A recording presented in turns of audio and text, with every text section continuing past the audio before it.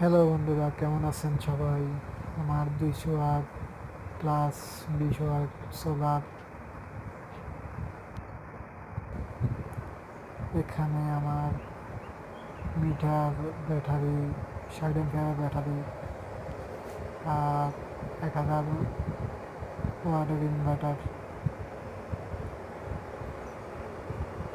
Inverter দিয়ে দুইটা fan খুব ভালোভাবে চলে, প্রায় 2-2.5 ঘন্টা ব্যাকআপ দেয়।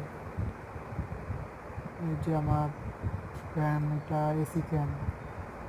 এটা ব্যাটারি থেকে ডিসি থেকে এসি করে চলাই।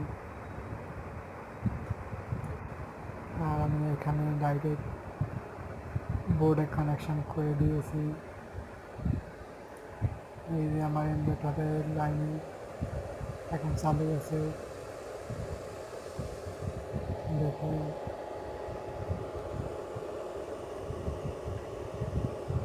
বিভিন্ন এখন কারেন্টে চার্জ হচ্ছে।